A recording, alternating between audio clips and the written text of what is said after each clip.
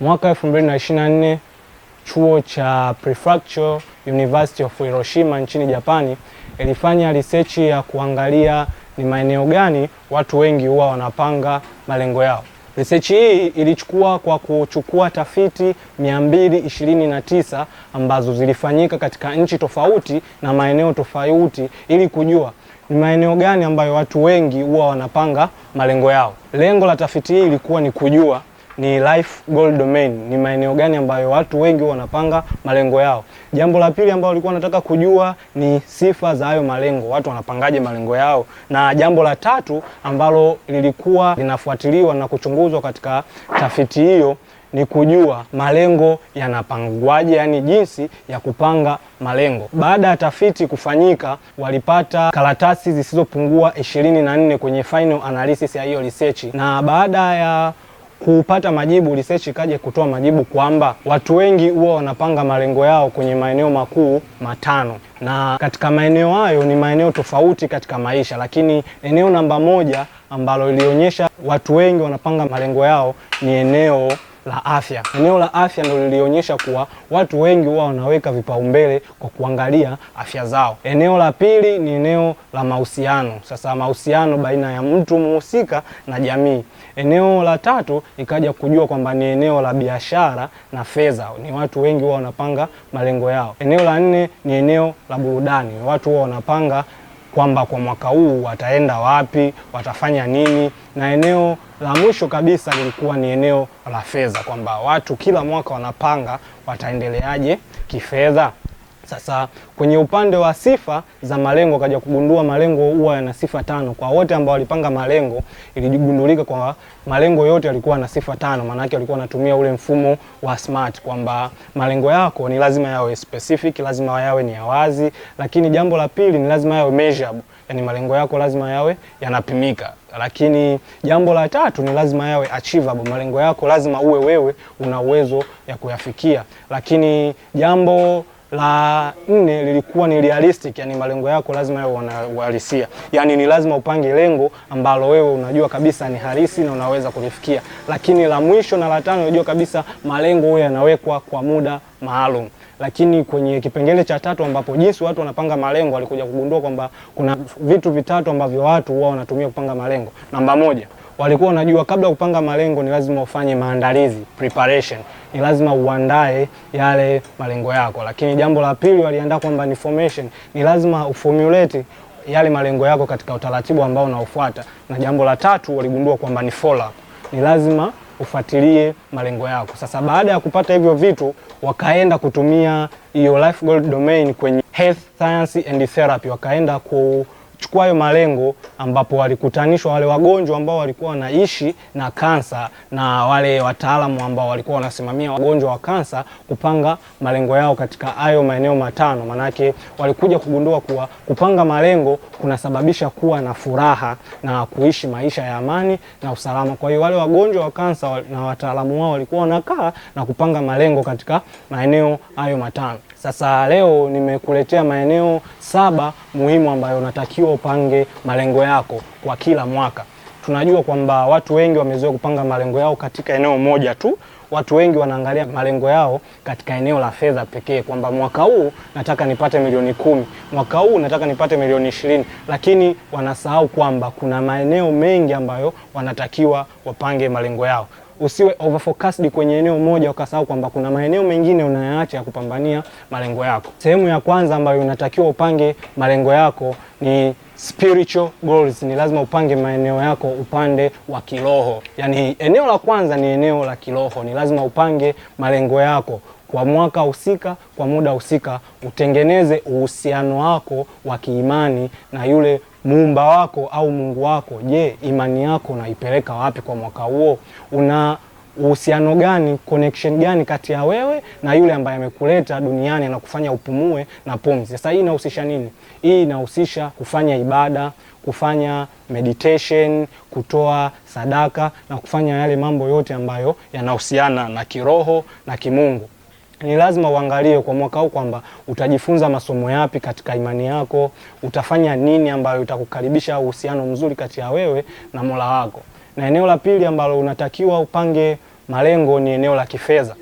Hili ni eneo muhimu sana ambalo natakiwa upange malengo, na malengo yako kama tulivyosema inabidi yawe specific. Sio unakaa tu unasema kwamba mwaka huu unataka niwe milionea, mwaka huu unataka niwe bilionea. Hapana. Inabidi useme bwana, kwa mwaka huu hadi kufikia mwezi wa 10 inabidi niwe na milioni 10 au milioni 20 au bilioni 1 kwenye account. Si lazima utoke kwenye milioni 1 uende kwenye milioni 100. Hapana. Kwa hali yako unaweza kusema kwa mwaka huu unataka nitoke kwenye milioni 1 ifike kwenye milioni 2.5. Eneo la tatu ambalo unahitaji kupanga malengo yako ni eneo la afya. Afya ni mtaji wako. Ina maana kwamba hata ukiwa na kila kitu, kama huna afya, ina maana haitakuwa na maana ya maisha.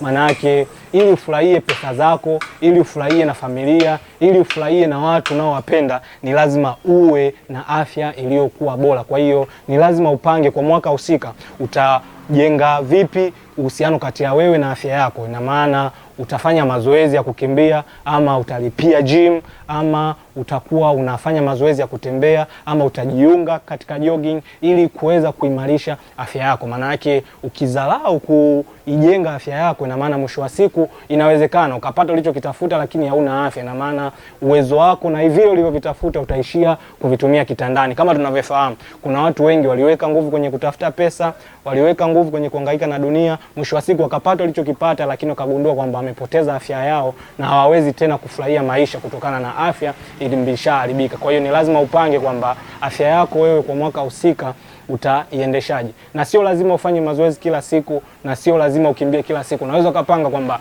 kwa wiki mimi nitakimbia Jumatatu, nitakimbia Jumatano na nitakimbia Jumapili, au kwa wiki nitatembea kilomita 2, kilomita 4, kilomita 10. Ni vile ambavyo wewe unaweza ukafanya. Eneo la 4 ambalo unatakiwa upange malengo yako ni eneo la kazi na biashara. Ukiangalia muda mwingi unatumia katika kazi na katika biashara yako. Sasa ni lazima upange una malengo gani katika biashara yako, unataka kuongeza faida kiasi gani. Kama tunavyojua watu wengi wanasema tu mwaka huu nataka niongeze mauzo. Yaani hilo sio lengo. Yaani hapo wewe ni kama tu umeongea, umejisemea. Inabidi useme kabisa kwa mwaka huu ndani ya miezi 6 nataka niongeze faida ya milioni 20, au ndani ya mwaka huu nataka niongeze wateja wasiopungua 30 katika biashara yangu. Hiyo ndo lengo katika biashara. Au unataka utanue biashara yako kutoka mkoa mmoja kwenda mkoa mwingine, au unataka uitoe biashara yako kutoka Tanzania kuipeleka katika uwanja wa kimataifa. Na pia katika kazi yako, kama unafanya kazi umeajiriwa, upo katika level za chini, unapanga malengo kwamba kwa mwaka huu nataka nitoke kuwa senior hadi nifike katika level ya director au executive. Sasa lazima upange malengo. Haiwezekani miaka yote kwenye kazi wewe uwe pale pale. Yaani tangu umeajiriwa wewe uko chini au pandi. Sasa ni lazima uwe na mpango mkakati na malengo ya kutoka tangu ile siku umeajiriwa hadi kufika level za juu. Eneo la 5 ambalo unatakiwa upange malengo yako ni eneo la mahusiano. Kwenye mahusiano tunajumuisha mahusiano wewe na familia yako, mahusiano wewe na ndugu zako, mahusiano wewe na rafiki zako, pia mahusiano ya wewe na watu wanaokuzunguka. Iwe ni kazini, iwe ni mtaani, iwe sehemu yoyote utaoenda, ni lazima ujue jinsi ya kujenga mahusiano. Kuna watu wengi sana walikuwa busy na dunia, busy na mihangaiko, busy na kutafuta hela. Mwisho wa siku walipata vile wanavyovitafuta, lakini wakaja kugundua kwamba wao wamebaki peke yao. Ina maana walipata pesa, walipata mali, lakini wakagundua wamepoteza familia, wamepoteza ndoa, wamevunja vile vitu muhimu kwao, na hatimaye wamebaki mwenyewe. Mwisho wa siku wanashindwa kufurahia mafanikio yao kwa kuwa wamepoteza mahusiano na vitu muhimu. Eneo la 6 ambalo unatakiwa upange malengo yako ni eneo la maendeleo binafsi. Kama tunavyojua, mtu binafsi ni lazima uweze kujiendeleza. Yaani utakiwi uwe vile vile. Yaani wewe kila siku ni watu wamekuzoea, yani unafanya vitu kwa mazoea. Kama wewe ni mfanyabiashara, ni lazima uone jinsi ya kuongeza ujuzi katika eneo lako.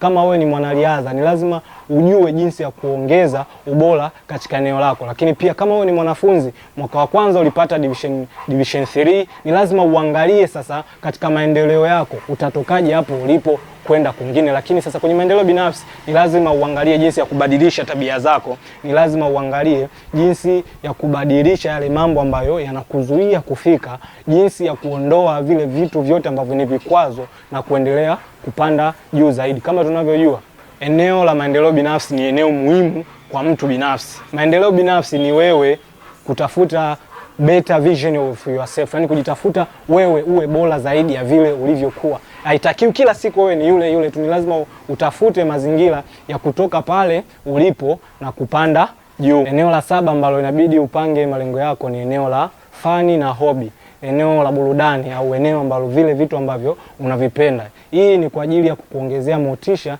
na kupumzika. Wewe ni binadamu, wewe sio mashine. Kuna muda inabidi utenge muda na familia yako, inabidi utenge muda kutembea zile sehemu ambazo unazipenda. Kwa hiyo ni lazima upange malengo kwamba kwa mwaka husika unatamani kutembea nchi ngapi, unatamani kufika miji gani, unatamani kuenda wapi wewe na familia yako kufurahi, unatamani kucheza mchezo upi, unatamani kutembea katika maeneo yapi ambayo wewe yanakuvutia. Kwa hiyo hili pia ni eneo muhimu kwa ukuaji wako na maendeleo yako. Pia eneo hili linaweza kusababisha wewe kuunganika kati ya wewe na wale watu ambao unawapenda. Maana yake kutoka na familia, kutoka na ndugu, kutoka na jamaa, kutoka na marafiki, kuna muunganiko unaotengeneza kutokana na yale maeneo ambayo mnaenda. Tofauti tunasema ya kwamba labda unafanya kazi mbali na nyumbani kwenu. Sasa ni lazima utenge muda kwamba mwisho wa mwaka mwezi wa 12 nitaibeba familia yangu, tutaenda kupumzika Zanzibar.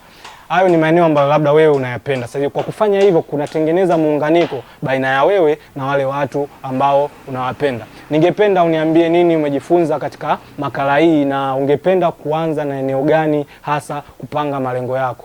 Asanteni.